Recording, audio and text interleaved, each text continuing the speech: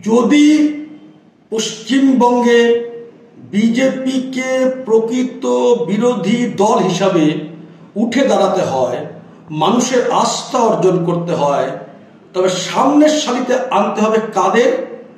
রেখা পাত্র, চন্দনা বাউরিদের মতো নেতৃত্বকে সামনে আনতে হবে। শুভেন্দু অধিকারীর নেতৃত্বে লড়াই, প্রথম দিকে রেখা পাত্র, চন্দনা বাউরির মতো নেতৃত্বরা, মানুষের আস্থা সেই দলের উপর দিন দিন বাড়বে।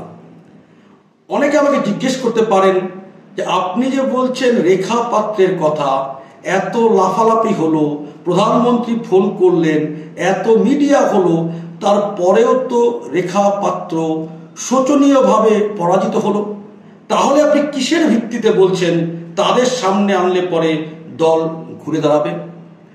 বন্ধুগণ, একটা দুটো নির্বাচনের লড়াই দিয়ে পুরো ছবি বা চরিত্র বা রাজনৈতিক কাঠামো অবস্থা বিশ্লেষণ করা, ব্যাখ্যা করা সম্ভব না। আপনি যদি বসিরহাটের চিত্র দেখেন তাহলে একটা তুলনামূলক চিত্র চলে আসবে। গতবার সেখানে বিজেপির হয়ে লড়াই করেছিলেন কে? সায়ন্তন বোস, দীর্ঘদিনে বিজেপির সঙ্গে যুক্ত রাজনৈতিক ব্যক্তিত্ব, রাজ্যের সাধারণ সম্পাদক ছিলেন, এর আগেও বহু নির্বাচনে লড়াই করেছেন, নির্বাচনের দায়িত্বে ছিলেন।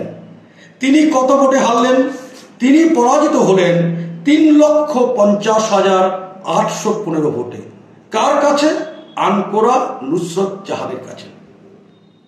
এবার সেখানে তৃণমূলের প্রার্থীকে পোর খাওয়া রাজনীতির লোক হাজি নুরুল ইসলাম, বিজেপির প্রার্থীকে একদম রাজনীতিতে আনকোরা সাধারণ ঘর থেকে আসা লড়াকু মহিলা রেখা পাত্র।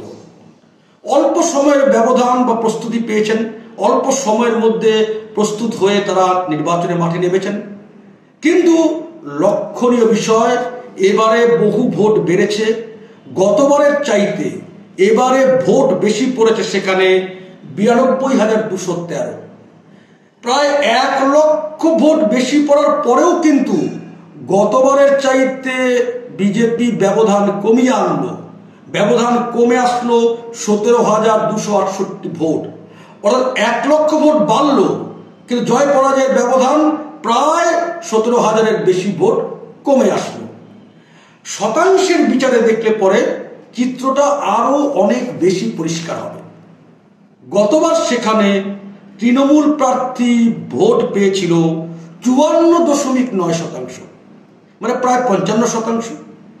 বিজেপির প্রার্থী ভোট পেয়েছিল 30.3%, অর্থাৎ গতবার তৃণমূল কংগ্রেস বিজেপির চাইতে 24.6% ভোট বেশি পেয়েছিল।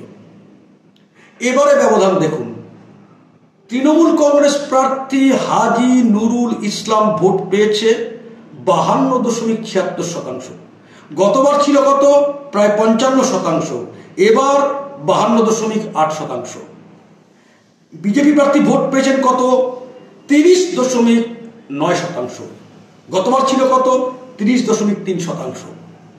গতবার যেখানে তৃণমূল কংগ্রেস বিজেপির চাইতে 24.6% ভোট গতবারের চেয়ে এবারে হচ্ছে, দেখুন, গতবার তৃণমূল কংগ্রেস বেশি পেয়েছে 24.6% ভোট বিজেপির চেয়ে, এবার তৃণমূল কংগ্রেস ভোট বেশি পেয়েছে 21.9%, অর্থাৎ 3% ভোটের ব্যবধান কিন্তু রেখা পাত্র কমিয়ে আনতে পারলেন।